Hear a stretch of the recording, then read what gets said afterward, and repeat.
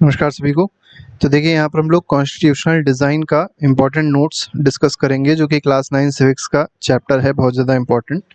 इस नोट्स में आपको पूरा चैप्टर अच्छे से रिवाइज हो जाएगा और आपको कोई भी प्रॉब्लम होगी तो आप कमेंट बॉक्स में मैसेज कर सकते हैं, आपका जो भी प्रॉब्लम होगी उसको रिजॉल्व कर दिया जाएगा। तो चलिए सबसे पहले इंट्रोडक्शन देख लेते हैं। इंट्रोडक्शन में क्या बताया गया है, बेली बेसिक डेमोक्रेसी के बारे में बताया गया है और कॉन्स्टिट्यूशन की नीड के बारे में बताया गया। कॉन्स्टिट्यूशन क्या होता है, उसकी नीड क्या है। तो in a democracy no one is above law. तो आपको पता होगा डेमोक्रेसी, जहाँ पर भी गवर्नमेंट का रूल डेमोक्रेसी से होता है वहाँ पर कोई भी पर्सन लॉ से ऊपर नहीं होता। सबसे ऊपर क्या होता है, लॉ होता है।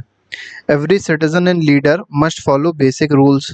जो भी सिटीजन हो उस कंट्री के या जो भी लीडर हो, अब लीडर में कोई भी हो सकता है, प्राइम मिनिस्टर भी हो सकते हैं, चीफ मिनिस्टर भी हो सकते हैं, कोई भी लीडर हो सकता है। इनको क्या है कि बेसिक रूल्स कुछ होते हैं कंट्री में, उसको फॉलो करना पड़ता है। इन्हीं सेट ऑफ रूल्स को क्या कहा जाता है, कॉन्स्टिट्यूशन कहा जाता है। अब कॉन्स्टिट्यूशन क्या क्या डिफाइन करता है, कॉन्स्टिट्यूशन में क्या क्या चीज़ें होती हैं। तो पहला तो राइट्स होते हैं किसके, सिटीजन के। याद रखिएगा, राइट्स हमेशा किसके होंगे, सिटीजन के होंगे। सिटीजन को कुछ राइट्स दिए जाते हैं, जैसे फंडामेंटल राइट्स दिए जाएंगे। जैसे भारत में अगर आप देखेंगे तो राइट टू स्पीच है, राइट टू एजुकेशन है, ठीक है, right to freedom of religion है, और भी कई सारे राइट्स हैं, फंडामेंटल राइट्स जो हैं वो दिए गए हैं। इसके बाद structure and powers of government बताया जाता है। स्ट्रक्चर में आप अगर देखेंगे तो गवर्नमेंट के मेनली 3 फॉर्म्स बताए गए हैं, मतलब 3 ऑर्गन्स बताए गए हैं गवर्नमेंट के। एक लेजिस्लेचर है, जुडिशरी है, ठीक है, और एग्जीक्यूटिव है। तो तीनों के बारे में बताया गया है, तीनों का मतलब अपॉइंटमेंट कैसे होगा, इलेक्शन कैसे होगा, सबकी पावर्स बताई गई हैं, वो सारी चीज़ें होती हैं कॉन्स्टिट्यूशन में। फंक्शनिंग ऑफ इंस्टीट्यूशंस, तो जो भी कॉन्स्टिट्यूशनल इंस्टीट्यूशंस होते हैं, जैसे सुप्रीम कोर्ट हो गया, हाई कोर्ट्स हो गए, या कोई और इंस्टीट्यूशन है जो कॉन्स्टिट्यूशन बताया गया वो कैसे फंक्शन करेगा, उसके बारे में भी कॉन्स्टिट्यूशन में ही बता दिया जाता है। Why do we need a constitution, हम लोग को कॉन्स्टिट्यूशन की ज़रूरत क्यों होती है, किसी कंट्री को कॉन्स्टिट्यूशन की ज़रूरत क्यों है, ये बताया गया है इसमें। A constitution helps in establishing trust between, सबसे इम्पॉर्टेंट टर्म यहाँ पर है ट्रस्ट। तो देखिए, ट्रस्ट बनाने के लिए कॉन्स्टिट्यूशन की ज़रूरत है, लेकिन ये ट्रस्ट किसके किसके बीच में बनाया जा रहा है, तो डिफरेंट ग्रुप्स ऑफ पीपल। तो आपको पता होगा, जैसे कंट्री इंडिया देख लिया जाए तो इंडिया में बहुत बड़ी डाइवर्सिटी है। अब आप देखेंगे रिलीजियस डाइवर्सिटी है, लिंग्विस्टिक डाइवर्सिटी है, और भी कई सारी डाइवर्सिटीज़ है, कास्ट बेस्ड डाइवर्सिटी है यहाँ पर, ठीक है, रीजनल डाइवर्सिटी है यहाँ पर। तो सबके बीच में एक ट्रस्ट बनाए रखने के लिए कॉन्स्टिट्यूशन की ज़रूरत पड़ती है, ठीक है। आगे बढ़ते हैं। It defines how government are formed. तो दूसरा इंपॉर्टेंट क्या है कि गवर्नमेंट कैसे फॉर्म होती है, ये यहाँ पर डिफाइन किया जाता है। तो इस वजह से एक कॉन्स्टिट्यूशन का होना बहुत ज़्यादा ज़रूरी है, वरना कोई भी गवर्नमेंट फॉर्म कर लेगा और वो इलेजिटमेट गवर्नमेंट होगी तो वो काम नहीं करेगी। What powers will they have, तो कौन सी पावर गवर्नमेंट के पास होगी, सिटीज़न के पास कौन से राइट्स होंगे, ये सारी चीज़ें कॉन्स्टिट्यूशन बताई जाती है। इसलिए कॉन्स्टिट्यूशन बहुत ज़्यादा इंपॉर्टेंट होता है। It expresses the aspirations of just society. तो जो भी एक जस्ट सोसाइटी है, मतलब कोई भी एक ऐसी सोसाइटी है जो ठीक ठाक तरीके से काम कर रही है, उसकी एस्पिरेशंस क्या है, मतलब उसकी एस्पिरेशंस को एक्सप्रेस करने का काम भी ये कॉन्स्टिट्यूशन करता है। जैसे हमारी जो सोसाइटी है वो सोशलिस्ट सोसाइटी है, ठीक है, मतलब हम लोग सोशलिज्म पे विश्वास करते हैं। इसका मतलब क्या है कि इंक्लूसिव डेवलपमेंट पे हम लोग विश्वास करते हैं, सस्टेनेबल डेवलपमेंट पे हम लोग विश्वास करते हैं। तो ये सारी चीज़ें कहाँ बता दी गई हैं, कॉन्स्टिट्यूशन में बता दी गई हैं। की कॉन्सेप्ट देख लेते हैं, क्या इसमें दिया गया। Constitution is supreme law of land. तो ये क्या होता है, कॉन्स्टिट्यूशन जो है वो पूरे लैंड का, किसी कंट्री का सुप्रीम लॉ होता है। That can not be change easily by those in power. अब जो लोग पावर में होते हैं, जैसे लेजिस्लेचर हो गया, लेजिस्लेचर का मतलब मान के चलिए जैसे लोकसभा है, ठीक है, इंडिया में जैसे लोकसभा है, ठीक है, और लोकसभा में मान लीजिए किसी पार्टी ए की सरकार है, तो उस पार्टी ए की पावर है उसमें, तो उसके पास इतनी पावर नहीं अभी दी गई है कि वो पूरा का पूरा कॉन्स्टिट्यूशन बदल सके। हाँ, कुछ छोटे मोटे अमेंडमेंट्स कर सकते हैं, और कोई ऐसा बड़ा अमेंडमेंट करना होता है उसके लिए 2/3 मेजॉरिटी की ज़रूरत पड़ती है, जिसमें मेनली फेडरल कैरेक्टर की बात होती है, जिसमें मतलब स्टेट और सेंटर दोनों ही इफेक्ट होंगे। उसमें 2/3 मेजॉरिटी की ज़रूरत पड़ती है, मतलब आसानी से अमेंडमेंट करना भी पॉसिबल नहीं है जो लोग पावर में हैं उनके लिए। केस स्टडी देख लेते हैं, जैसे साउथ अफ्रीका की केस स्टडी यहाँ पर दी गई है, और वहाँ पर अपार्थीड को बताया गया है, उसके टर्म्स में बताया गया कॉन्स्टिट्यूशन का फॉर्मेशन कैसे हुआ। तो पहले तो समझ लेते हैं अपार्थीड होता क्या है। तो system of racial discrimination in south Africa between 1948 से 1994। देखिए यहाँ पर क्या होता था, रेसेस थी। एक ऐसे समझ सकते हैं, दो वर्ग में लोग बटे हुए थे, एक ब्लैक थे और एक वाइट थे। और ब्लैक में ही आप देखेंगे तो ब्राउन जो इंडियंस थे उनको भी काउंट कर लिया जाता था, ठीक है, या रेड इंडियंस कह सकते हैं, इंडियंस कह सकते हैं, उनको भी उसी में ही काउंट कर लिया जाता था, वो अपने को वाइट ना समझे। तो वाइट अलग है, वाइट वो हैं जो अंग्रेज हैं, मेनली ब्रिटिशर होते थे और भी यूरोपियंस होते थे, वो होते थे यहाँ पर। और ब्लैक्स जो होते थे उनके पास कोई पावर नहीं थी, कोई अथॉरिटी नहीं थी, कोई फंडामेंटल राइट्स नहीं थे। यही प्रॉपर्टी कहलाती है क्या, अपार्थाइड। और बहुत ज़्यादा रेशियल डिस्क्रिमिनेशन यहाँ पर होता था, ठीक है। साउथ अफ्रीका की बात हो रही है और मेनली 1948 से 1994 तक रहा है। Nelson Mandela and African National Congress led the freedom struggle. अब जैसे इंडिया में देखा जाए तो फ्रीडम स्ट्रगल अगर किसी ने लीड किया है, अगर एक नाम कोई पूछता है तो कौन आता है सबसे पहले दिमाग में, वो आते हैं महात्मा गांधी जी। हालांकि और भी कई सारे लोग हैं जिन्होंने बहुत बड़े बड़े रोल प्ले किए हैं, लेकिन मेन जो लीडर रहे हैं, जिनमें एक तरीके से कहा जा सकता है कि जिनकी वजह से देश आज़ाद हुआ, उनमें सबसे बड़ा रोल अगर किसी का है तो महात्मा गांधी जी का ही है। इसी तरीके से साउथ अफ्रीका की बात करी जाए तो यहाँ पर नेल्सन मंडेला का ही वैसा रोल है। और साथ ही साथ अफ्रीकन नेशनल कांग्रेस जो थी, मतलब ये दोनों लोग थे, मतलब ये तो पर्सन हो गए और ये एक पार्टी हो गई, जैसे इंडियन नेशनल कांग्रेस भारत में देखा जाए, तो इन लोगों ने ही फ्रीडम स्ट्रगल पूरी वहाँ पर लीड करी थी। ब्लैक्स के साथ क्या होता था, तो ब्लैक्स को बेसिक राइट्स नहीं दिए जाते थे और इनको अलग रखा जाता था हर एक लाइफ में। जैसे हर एक लाइफ में ऐसे समझ सकते हैं, जैसे मान लीजिए कहीं पर कोई प्लेस है, यहाँ मान के चलिए कुछ ऐसे समझ लीजिए बीच टाइप का है, ये एक बीच है और यहाँ लोग घूमने टहलने जाते हैं। तो ऐसे समझ लीजिएगा कि वाइट्स के लिए अलग जगह होती थी और ब्लैक्स के लिए छोटी सी जगह होती थी। हालांकि उनकी पॉपुलेशन बहुत ज़्यादा थी, लेकिन उनके लिए बहुत छोटी सी गंदी सी प्लेस दी जाती थी जिसमें वो जा सकते थे, वो इस जगह पे एंटर नहीं कर सकते थे क्योंकि ये वाइट्स के लिए रिजर्व थी। ऐसे ही अगर आप देखेंगे तो जो रेलवेज़ होते थे वहाँ पे, आपको गांधी जी का ही पता होगा, रेलवेज़ में जो कोचेज़ होती थी वो बुकड होती थी, ब्लैक्स के लिए अलग होती थी सेकंड क्लास, जिसको जनरल बोगी कहते हैं, और जो एसी और जो अच्छी वाली बोगीज़ होती थी वो किसके लिए बुक होती थी, वो वाइट्स के लिए होती थी, ठीक है। तो ये इस तरीके का डिस्क्रिमिनेशन किया जाता था, इसी को सेग्रीगेशन कहते हैं, मतलब अलग रख दिया गया था इनको, ठीक है। Mandela spend 27 years in prison. देखिए मंडेला, नेल्सन मंडेला जी को 27 साल जेल में गुजारना पड़ा है, मेनली ऑन रॉबिन आइलैंड। तो रॉबिन आइलैंड पे वो जेल थी जहाँ पर इन्होंने 27 साल अप्रॉक्सीमेटली गुजारे हैं। और क्यों गुजारे होंगे, क्योंकि पावर किसके पास थी, वाइट्स के पास थी। और जो नेल्सन मंडेला जी थे वो क्या कर रहे थे, इन लोगों के खिलाफ थे, वाइट्स लोगों का जो रिवोल्यूशन हो रहा था, मतलब जो वाइट्स लोग गलत काम कर रहे थे उसी के खिलाफ ये काम कर रहे थे, तो इनको क्या कर दिया गया था, जेल में बंद कर दिया गया था। The first democratic election in south Africa were held in on 26 अप्रैल 1994। धीरे धीरे करके लोगों में, आप ऐसे समझ सकते हैं, रेवोल्यूशन आया और वहाँ पर भी क्या हो गया, डेमोक्रेटिक इलेक्शन की बात करी गई। और पहला डेमोक्रेटिक इलेक्शन जो हुआ है वो 26 अप्रैल 1994 तक हुआ है। और उसके बाद वहाँ पर क्या हुआ, अ न्यू कॉन्स्टिट्यूशन अडॉप्ट किया गया जहाँ पर इक्वालिटी दी गई लोगों को, मतलब इक्वालिटी मतलब चाहे ब्लैक्स हो चाहे वाइट्स हो सब लोग इक्वल हो जाएंगे।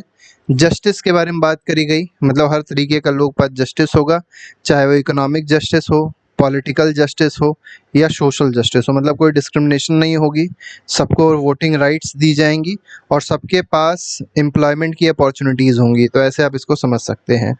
डिग्निटी सबकी अपनी अपनी होगी, इसका मतलब ये नहीं है कि कोई ब्लैक है तो उसकी कोई भी वाइट बेइज्जती कर देगा या कुछ भी कह देगा, ये सब चीज़ें नहीं होंगी। तो एक ऐसा कॉन्स्टिट्यूशन यहाँ पर फ्रेम किया गया। मंडेला जी के क्या आइडियल थे, सोसाइटी, एक ऐसी सोसाइटी चाहते थे ये जिसमें सभी people, all the person lives together in harmony, मतलब सारे के सारे लोग एक साथ में रहें और हार्मनी के साथ रहें, कोई लड़ाई झगड़ा ना हो, कोई कॉन्फ्लिक्ट ना हो, विद इक्वल अपॉर्चुनिटीज़, और सबको बराबर की अपॉर्चुनिटी मिले। ऐसा ना हो कि वाइट्स और ब्लैक्स में वाइट्स को ज़्यादा अपॉर्चुनिटी मिल रही है और ब्लैक्स को अपॉर्चुनिटी ही नहीं मिल रही किसी चीज़ की, तो ऐसा कोई सोसाइटियों नहीं चाह रहे थे। वो ये चाह रहे थे कि दोनों को इक्वल अपॉर्चुनिटी मिलनी चाहिए। Making of Indian constitution. अब हम लोग इंडियन कॉन्स्टिट्यूशन पे आते हैं, तो इंडियन कॉन्स्टिट्यूशन कैसे बना, कब बना, तो इम्पोर्टेंट डेट्स पहले देख लेते हैं। जैसे जुलाई 1946 है, यहाँ पर कॉन्स्टिट्यूएंट असेंबली। अब ये कॉन्स्टिट्यूएंट असेंबली क्या है? तो ये एक ऐसी बॉडी बनाई गई थी जिसको काम दिया गया था कि ये कॉन्स्टिट्यूशन बनाएगा इंडिया का, ठीक है। तो अब जब कॉन्स्टिट्यूशन बनाएगा तो कॉन्स्टिट्यूशन बॉडी बनाएगी, उस बॉडी में क्या होंगे? लोग होंगे। ये लोग मेनली कहाँ से आ रहे थे? तो मेनली अगर आप देखेंगे तो ब्रिटिश जो मतलब ब्रिटिश इंडिया जो था, ब्रिटिश इंडिया को ऐसे समझ सकते हैं, जो प्रिंसली स्टेट्स नहीं थे भारत में उनको ब्रिटिश इंडिया कहा जाता था। यहाँ से जो भी प्रोविंसेस थे उससे लोग इलेक्ट होके आए थे। इसके बाद जो भी प्रिंसली स्टेट्स थे, ठीक है, प्रिंसली स्टेट्स से लोग आए थे, मतलब वहाँ से जो भी राजा वाजा लोग होते थे उन लोगों ने लोग अपने भेजे थे। और साथ ही साथ कुछ और भी यहाँ पर एक्स्ट्रा लोग थे जो कुछ कमिश्नरेट से आए थे, उनको भी यहाँ पर देखा गया है, ठीक है। तो ये लोग मिलकर क्या फॉर्म करेंगे? कॉन्स्टिट्यूएंट असेंबली बनाएंगे, ठीक है। कॉन्स्टिट्यूएंट असेंबली बनेगी। दिसंबर 1946 में पहली मीटिंग होती है कॉन्स्टिट्यूएंट असेंबली की, और ज़्यादा स्पेसिफिक हुआ जाए तो 9 दिसंबर 1946 को कॉन्स्टिट्यूएंट असेंबली की पहली मीटिंग हुई थी। 26 नवंबर 1949 को क्या हुआ था? जो कॉन्स्टिट्यूशन बना उसको अडॉप्ट कर लिया गया था, लेकिन अभी पूरी तरीके से अडॉप्ट नहीं किया गया था, मतलब पूरी तरीके से इन्फोर्स नहीं किया गया था। 26 जनवरी 1950 को क्या हुआ था? पूरी तरीके से कॉन्स्टिट्यूशन को इन्फोर्स किया गया था, ठीक है, पूरी तरीके से लागू हो गया था कॉन्स्टिट्यूशन, और इसीलिए 26 जनवरी को हम लोग क्या बनाते हैं? रिपब्लिक डे मनाते हैं, ठीक है। आगे बढ़ते हैं, यहाँ पर देखेंगे कॉन्स्टिट्यूएंट असेंबली के बारे में बताया गया है। देखिए कॉन्स्टिट्यूएंट असेंबली में अगर आप देखेंगे तो शुरुआत में 389 मेंबर्स थे। बाद में क्या हो गया था? कुछ मेंबर्स ऐसे थे, जब इंडिया का पार्टीशन हुआ तो कुछ मेंबर्स यहाँ से निकल के पाकिस्तान चले गए, ठीक है। और जो बचे 299 बचे थे वो कहाँ रह गए थे? इंडिया में रह गए थे। अब आप एक काम ये कर लीजिएगा, 389 में 299 सब्ट्रैक्ट कर लीजिएगा तो आपको पता चल जाएगा पाकिस्तान की कॉन्स्टिट्यूएंट असेंबली में कितने लोग चले गए थे, ठीक है। तो कॉन्स्टिट्यूएंट असेंबली हैड 299 मेंबर्स। ये इंडिया के कॉन्स्टिट्यूएंट असेंबली की बात हो रही है और मेनली पार्टीशन के बाद की बात हो रही है, ठीक है। Including leaders from all religion. अब यहाँ पर इंडिया में एक अच्छी चीज़ ये थी कि ऐसा नहीं था कि केवल एक ही रिलीजन के लोग थे, यहाँ पे सभी रिलीजन के लोग थे। यहाँ पे क्रिश्चियनिटी के लोग भी थे, हिंदू लोग भी थे, मुस्लिम भी थे, ठीक है, बुद्ध भी थे, हर तरीके के यहाँ पर आपको लोग देखने को मिलेंगे, ठीक है। और हर एक सेक्शन ऑफ सोसाइटी यहाँ पर देखने को मिलेगी। ऐसा नहीं है कि केवल ब्राह्मण्स थे या क्षत्रिय थे, ठीक है, वैश्य भी देखने को मिलेंगे, शूद्रास भी देखने को मिलेंगे, हर एक कास्ट से भी लोग यहाँ पर देखने को मिलते हैं, ठीक है। और अलग अलग सेक्शन ऑफ द सोसाइटी, कोई किसान है, ठीक है, कोई लॉयर है, कोई बिजनेसमैन है, हर तरीके के लोग यहाँ पर पहुँचे थे कॉन्स्टिट्यूएंट असेंबली में कॉन्स्टिट्यूशन फ्रेम आउट करने के लिए। अब यहाँ पर कुछ इंपॉर्टेंट लोग दिए गए हैं कॉन्स्टिट्यूएंट असेंबली में कौन कौन थे, इनको देखना जरूरी है, जिससे आपको एक आइडिया मिल जाएगा कि कॉन्स्टिट्यूएंट असेंबली में कौन कौन से लोग थे और इन लोग ने क्या क्या बात रखी होगी। जैसे B.R. अम्बेडकर जी जो हैं वो मेनली चेयरमैन थे ड्राफ्टिंग कमेटी के, मतलब जिस कमेटी को ड्राफ्ट करना था कॉन्स्टिट्यूशन, एक तरीके से बनाना था कॉन्स्टिट्यूशन, उसके ये क्या थे? चेयरमैन थे। ऐसा नहीं है कि B.R. अम्बेडकर जी ने ही पूरा कॉन्स्टिट्यूशन बनाया, बिल्कुल गलत है। ये क्या है? ये ड्राफ्टिंग कमेटी जो ड्राफ्ट कर रही है कॉन्स्टिट्यूशन को, उसके चेयरमैन हैं, ठीक है। तो कई लोग आप देखते होंगे ऐसा कहते रहते हैं कि B.R. अम्बेडकर जी ने कॉन्स्टिट्यूशन बनाया, बिल्कुल गलत है। आप ऐसे समझ के चलिएगा 299 लोग हैं और सबका पार्टिसिपेशन है कॉन्स्टिट्यूशन बनाने में, केवल एक पर्सन का पार्टिसिपेशन नहीं। ये क्या है? ये चेयरमैन है ड्राफ्टिंग कमेटी के, ठीक है। तो अपना कॉन्सेप्ट क्लियर रखना बहुत ज़्यादा जरूरी है। हालांकि इनका रोल जो है वो सब में सबसे ज़्यादा जरूर था, लेकिन केवल इनका रोल था, ये पूरी तरीके से गलत है। राजेंद्र प्रसाद जी क्या थे? ये प्रेसिडेंट थे कॉन्स्टिट्यूएंट असेंबली के, ये भी जानना बहुत ज़्यादा जरूरी है। ये प्रेसाइड करते थे कॉन्स्टिट्यूएंट असेंबली को। जवाहरलाल नेहरू जी जो थे ये भी कॉन्स्टिट्यूएंट असेंबली के मेंबर थे, और इन्होंने ट्रस्ट विथ डेस्टिनी स्पीच दी थी जब हम लोग का देश आज़ाद हुआ है। तो एक बहुत ही फेमस स्पीच है जिसका नाम है ट्रस्ट विद डेस्टिनी, तो ये इन्होंने ही दी थी। सरदार पटेल जी जो थे ये है, इन्होंने प्रिंसली स्टेट जो भारत में थे, मेनली 565 प्रिंसली स्टेट्स थे जो भारत के आज़ाद होने के बाद भारत में अभी भी मौजूद थे, और इनको ऑप्शन दिया गया था कि या तो इंडिया ज्वाइन कर लें या पाकिस्तान ज्वाइन कर लें या इंडिपेंडेंट रह जाएं, ठीक है। अब इंडिपेंडेंट रह जाते तब भी दिक्कत थी, पाकिस्तान ज्वाइन कर लेते तब भी दिक्कत थी। तो कैसे इंडिया में इनको ज्वाइन कराया जाए, ये काम किसने किया? ये सरदार पटेल जी ने काम किया था। सरोजिनी नायडू जो थी ये वुमेन लीडर थी, और बाद में उत्तर प्रदेश की गवर्नर भी बनती हैं, और ये भी मतलब कॉन्स्टिट्यूएंट असेंबली की मेंबर थी। इसके बाद आते हैं जयपाल सिंह जी जो थे, ये एक आदिवासी थे, आदिवासी लीडर हैं झारखंड से, मतलब ये ट्राइबल राइट्स के बारे में बात करेंगे, ये वुमेन राइट्स के बारे में बात करेंगी। ठीक है, यहाँ पर अगर देखा जाए doctor B R Ambedkar ji Dalit rights के बारे में बात करेंगे। एच.सी. मुखर्जी जो हैं ये मेनली वाइस चेयरमैन है और इन्होंने क्रिश्चियंस को रिप्रेजेंट किया है, मतलब क्रिश्चियनिटी के जो लोग बिलोंग कर रहे थे क्रिश्चियनिटी से उनको ये रिप्रेजेंट कर रहे थे, और ये वाइस चेयरमैन भी थे। तो वाइस चेयरमैन अगर पूछा है, चेयरमैन ड्राफ्टिंग कमेटी कौन है? बी आर अम्बेडकर जी जो हैं। ठीक है, लेकिन अगर वाइस चेयरमैन पूछा जाएगा तो ये एच.सी. मुखर्जी हैं। जी दुर्गा भाई देशमुख ये भी एक वुमेन राइट एक्टिविस्ट है, तो वुमेन को रिप्रेजेंट कर रही थी, वुमेन राइट्स के बारे में बात कर रही थी। टोटल टाइम जो लगा था कॉन्स्टिट्यूशन बनने में वो यहाँ पर 3 इयर्स दिया गया, अप्रॉक्सीमेटली 3 इयर्स था, 2 साल 11 महीने और 18 दिन। ठीक है, इतने दिन टोटल लगे थे कॉन्स्टिट्यूशन को बनने में। 114 मीटिंग्स हुई थी, डिबेट हुई थी 114 बार। ठीक है, जिसमें 2000 अमेंडमेंट्स को क्या किया गया था, डिस्कस किया गया था, मतलब बहुत बड़े डिस्कशन के बाद ही हमारा कॉन्स्टिट्यूशन बना है। तो केवल कोई एक पर्सन ने कॉन्स्टिट्यूशन लिख दिया और कॉन्स्टिट्यूशन बन गया, ये तरीका गलत है बताने का।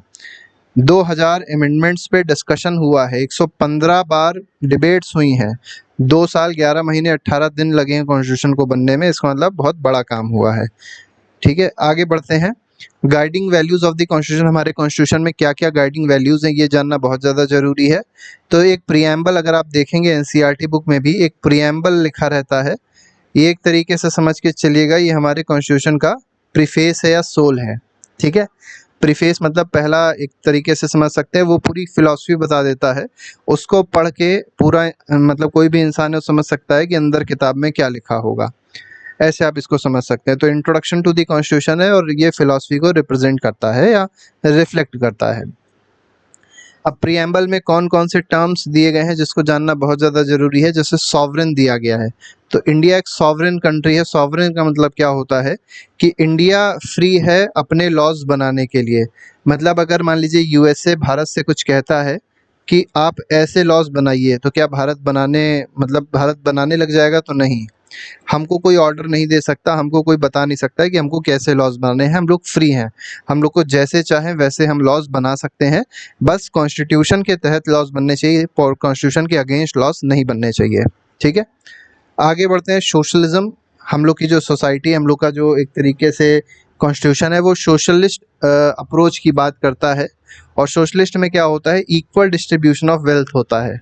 अब पूरी तरीके से इक्वल डिस्ट्रीब्यूशन तो हो नहीं सकता, लेकिन फिर भी सरकार प्रयास करती है कि अमीर लोगों से टैक्स ले और गरीब लोगों को क्या दे, सब्सिडी दे। ठीक है, मदद करे गरीब लोगों की। तो यही क्या है, सोशलिज्म है, कि अमीर लोगों से पैसा लिया और गरीब लोगों में बांटा। ठीक है, जिससे वो भी बढ़े और दोनों लोग आराम से अपना बढ़ते रहें। इससे होगा क्या, इससे होगा ये कि गरीब और अमीर के बीच में जो कॉन्फ्लिक्ट पैदा हो सकता था वो अब नहीं होगा। ठीक है, और जो डिफरेंस है एक तरीके से वेल्थ का, वो थोड़ा बहुत रिड्यूस हो जाएगा।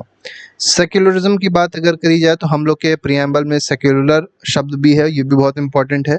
हालांकि नहीं भी होता तब भी कॉन्स्टिट्यूशन कुछ ऐसा बनाया गया है कि हम लोग का कॉन्स्टिट्यूशन सेक्युलर प्रिंसिपल पे बिलीव करता है, क्योंकि हम लोग इक्वल रिस्पेक्ट करते हैं सारे रिलीजन की, किसी एक रिलीजन की हम लोग रिस्पेक्ट नहीं करते हैं, हर एक रिलीजन की बराबर रिस्पेक्ट करी जाती है, ये हमारे कॉन्स्टिट्यूशन बताया गया है। ठीक है, डेमोक्रेटिक है, जो गवर्नमेंट है वो लोगों की है, लोगों के द्वारा इलेक्ट होती है, लोगों के लिए इलेक्ट होती है, तो ये भी एक बहुत इंपॉर्टेंट टर्म है। इसके बाद एक बहुत इंपॉर्टेंट टर्म है जिसके बारे में शायद लोगों को नहीं पता रहता है, वो है रिपब्लिक। रिपब्लिक का मतलब क्या होता है कि हेड ऑफ स्टेट वो कैसा होगा, इलेक्टेड पर्सन होगा। अब जैसे अगर 1947 से पहले देखा जाए, तो 1947 से पहले या 1950 से पहले भी देखा जाएगा, तो हम लोग के यहाँ हेड ऑफ स्टेट कौन था, वो एक तरीके से किंग या ये कह सकते हैं ब्रिटिश क्राउन था। ठीक है, अब 1947 कहना ज़्यादा अच्छा होगा 1950 से, लेकिन हम लोग 1950 26 जैन को ही जाके रिपब्लिक हुए हैं। इसका मतलब उसी दिन से हम लोग के यहाँ जो हेड है, हेड कौन है कंट्री का, ये है प्रेसिडेंट। ठीक है, तो ये कैसा हेड है हमारा, इलेक्टेड हेड है, इलेक्शन होता है प्रेसिडेंट का, ऐसे नहीं है कि कोई भी प्रेसिडेंट बन जाएगा, प्रेसिडेंट का प्रॉपर इलेक्शन होता है। तो जो भी कंट्री का हेड होगा, अगर कंट्री का हेड इलेक्टेड है तो इसका मतलब वो कंट्री कैसी है, रिपब्लिक है। आगे बढ़ते हैं, जस्टिस, लिबर्टी, इक्वालिटी, फ्रेटर्निटी, ये भी इंपॉर्टेंट कोर वैल्यूज़ हैं जो हमारे कॉन्स्टिट्यूशन में प्रियम्बल में बताई गई हैं। जस्टिस 3 तरीके के बताए गए हैं, इकोनॉमिक जस्टिस होना चाहिए, पॉलिटिकल जस्टिस होना चाहिए और एक और तरीके का जस्टिस होना चाहिए जिसको क्या कहते हैं, सोशल जस्टिस कहते हैं। Liberty of thoughts, expression, belief, faith, worship, इसकी लिबर्टी मतलब फ्रीडम होनी चाहिए। इक्वालिटी होनी चाहिए, ठीक है, मतलब कोई डिस्क्रिमिनेशन नहीं होना चाहिए। फ्रैटर्निटी होनी चाहिए, फ्रैटर्निटी मतलब बंधुत्व होना चाहिए, ठीक है। आगे फिलॉसफी देखते हैं, कॉन्स्टिट्यूशन की फिलॉसफी कहाँ कहाँ से ली गई है। तो गांधी जी का जो विजन था उससे फिलॉसफी ली गई है हमारे कॉन्स्टिट्यूशन की। गांधी जी का विजन क्या था कि अनटचेबिलिटी को रिमूव किया जाए, सारे कम्युनिटीज़ के बीच में हारमनी होनी चाहिए, कोई कॉन्फ्लिक्ट नहीं होना चाहिए, कोई वाद विवाद नहीं होना चाहिए, हारमनी होनी चाहिए, बहुत इंपॉर्टेंट है। और साथ ही साथ तीसरा गांधी जी का जो विजन लिया गया है वो क्या है, equal rights for women and poor. तो वुमेन को भी इक्वल राइट्स दिए जाएं, पुअर को भी इक्वल राइट्स दिए जाएं, और इसके लिए अलग अलग प्रोविजंस किए गए हैं हमारे कॉन्स्टिट्यूशन में। अंबेडकर जी की क्या वार्निंग थी, तो अंबेडकर जी की वार्निंग ये थी कि political equality must be matched with social and economic equality. देखिए, पॉलिटिकल इक्वालिटी तो हम लोग कॉन्स्टिट्यूशन से दे दिए थे, लेकिन उसके साथ ही साथ सोसाइटी में भी इक्वालिटी की ज़रूरत थी और इकोनॉमिक इक्वालिटी की भी ज़रूरत थी। और यही अंबेडकर जी ने कहा है कि इन दोनों इक्वालिटी का होना बहुत ज़्यादा ज़रूरी है। और ये कौन दे सकता है, मेनली सोसाइटी ही दे सकती है। सोशल इक्वालिटी तो सोसाइटी ही देगी। हालांकि इकोनॉमिक इक्वालिटी के लिए बहुत सारे प्रोविजंस किए गए हैं, जिससे रिजर्वेशन की बात करी गई है और भी कई सारी बात करी गई है, लेकिन पॉलिटिकल इक्वालिटी जो है वो डायरेक्टली कॉन्स्टिट्यूशन में दे दी गई है। 1 वोट वाली बात जो अगर देखेंगे, 1 पर्सन 1 वोट वाली बात है, चाहे वो अंबानी हो चाहे बहुत गरीब आदमी हो, दोनों लोगों के जो वोट की पावर है वो केवल 1 है। यही पॉलिटिकल इक्वालिटी का बेस्ट एग्जाम्पल है। कॉन्स्टिट्यूशनल अमेंडमेंट की बात अगर करी जाए तो ये क्या है, देखिए क्या है कि हमारी सोसाइटी लगातार चेंज हो रही है। जैसे अगर 1950 की बात करी जाए, उस समय की जो सोसाइटी थी इंडिया की वो अलग तरीके की थी। 2025 की बात करी जाए तो आज की सोसाइटी मतलब 75 साल बाद की जो सोसाइटी है ये अलग तरीके से उसमें चेंजेस आ चुके हैं। तो 1950 में कई सारे ऐसे कॉन्स्टिट्यूशन में चीज़ें लिखी हुई थी जो उस समय सोसाइटी को फिट बैठ रही थी, लेकिन आज की सोसाइटी को फिट नहीं बैठती हैं, तो उनमें अमेंडमेंट्स कर दिए गए, ठीक है। तो कॉन्स्टिट्यूशन जो हमारा है वो स्टैटिक नहीं है, ऐसा नहीं है कि एक बार लिख दिया गया तो उसको बदल ही नहीं सकते। It is dynamic in nature, वो जीता जागता एक, ऐसे समझ सकते हैं, एक जीता जागता प्रमाण है, ठीक है। Allows amendment to adopt social and political changes, तो जो भी सोशल और पॉलिटिकल चेंजेस होते हैं उसको वो अडेप्ट कर लेता है, ठीक है। अडेप्ट करना ज़रूरी भी है, तभी वो बना रहेगा। अगर अडेप्ट नहीं करेगा तो वो कॉन्स्टिट्यूशन बेकार हो जाता है। जैसे एग्जांपल देखे जाए तो 42nd अमेंडमेंट हुआ था हमारे यहाँ 1976 में। इसमें कुछ टर्म्स ऐड कर दिए गए थे, हालांकि ये टर्म्स पहले से ही थे, मतलब ये टर्म्स की वैल्यूज़ जो थी वो पहले से ही हमारे कॉन्स्टिट्यूशन में थी, लेकिन इनको प्रियम्बल में ऐड कर दिया गया था। सोशलिस्ट और सेक्युलर को, इंटीग्रिटी को भी ऐड किया गया था, ठीक है। और भी बहुत सारे काम हुए थे इस 42nd अमेंडमेंट में 1976 में, ठीक है। ऐसे बहुत सारे अमेंडमेंट होते रहते हैं। इस समय अप्रॉक्सीमेटली 107 अमेंडमेंट्स हो चुके हैं भारत में, ठीक है। अब जैसे वुमेन रिजर्वेशन बिल की बात करी जाए तो वुमेन को रिजर्वेशन दे दिया गया है लोकसभा में, ठीक है। इसका लेजिस्लेटिव असेंबली में रिजर्वेशन दे दिया गया 33% का। ये लेटेस्ट अमेंडमेंट है जो हमारे कॉन्स्टिट्यूशन में किया गया है। इंपॉर्टेंट टर्म्स टू रिमेंबर, अब इंपॉर्टेंट टर्म्स देख लेते हैं क्या क्या है। जैसे कॉन्स्टिट्यूशन पहला टर्म है, ये सुप्रीम लॉ होता है किसी कंट्री का। अपार्थीड क्या होती है, रेशियल डिस्क्रिमिनेशन सिस्टम है, ठीक है, साउथ अफ्रीका में मेनली था। कॉन्स्टिट्यूंट असेंबली क्या होती है, ग्रुप ऑफ इलेक्टेड मेंबर्स है जिन्होंने इंडिया के कॉन्स्टिट्यूशन को फ्रेम किया, उसी को कॉन्स्टिट्यूंट असेंबली कहते हैं। प्रियम्बल क्या होता है, introduction that states values of the constitution, ये मेनली कॉन्स्टिट्यूशन की वैल्यूज को बताता है। रिपब्लिक क्या होता है, जो हेड होगा स्टेट का वो इलेक्टेड होगा, बताया भी हमने आपको। अमेंडमेंट क्या होता है, official change to the constitution, जो भी ऑफिशियल चेंजेस किए जाते हैं कॉन्स्टिट्यूशन में उसी को क्या कहते हैं, अमेंडमेंट कहते हैं। इंपॉर्टेंट डेट्स देख लेते हैं क्या क्या है। जैसे 1946 का जुलाई, ठीक है, इसमें क्या था, इलेक्शन हुआ था कॉन्स्टिट्यूंट असेंबली का। 9 दिसंबर 1946 को पहली मीटिंग हुई थी कॉन्स्टिट्यूंट असेंबली की। 15 अगस्त 1946 इंडिया को इंडिपेंडेंस मिली थी। 26 नवंबर 1949 को कॉन्स्टिट्यूशन अडॉप्ट कर लिया गया था। और 26 देखिए यहाँ पर अडॉप्ट किया गया और यहाँ पर फोर्स में आया, याद रखिएगा। अगर आपसे अडॉप्ट पूछा गया जाए कि अडॉप्ट कब किया गया था तो 26 नवंबर 1949 आएगा, लेकिन अगर ये पूछा जाए कि किस दिन फोर्स में आया तो आ जाएगा 26 जनवरी 50। ठीक है, अब यहाँ पर एक आखिरी पॉइंट थोड़ा सा समझ लेते हैं जो क्रक्स है इस पूरे चैप्टर का। From the struggle of South Africa to the debates in India's constituent assembly, this chapter shows us why a constitution is more than just a book of rules. देखिए, कॉन्स्टिट्यूशन जो है उसको आप केवल एक बुक ना समझिएगा रूल्स का, ये क्या होती है, डेमोक्रेसी की सोल है। कॉन्स्टिट्यूशन जहाँ जितना अच्छा होगा वहाँ डेमोक्रेसी भी उतनी ही ज़्यादा अच्छी होगी, यही मेनली कहने का पूरा तात्पर्य है। तो कॉन्स्टिट्यूशन का इंपॉर्टेंस आप लोग समझ गए होंगे, कॉन्स्टिट्यूशन की डिज़ाइन भी समझ गए होंगे। तो इस तरीके से पूरा चैप्टर होता है समाप्त। अभी के लिए फिलहाल नहीं, thank you very much, goodbye, जय हिंद।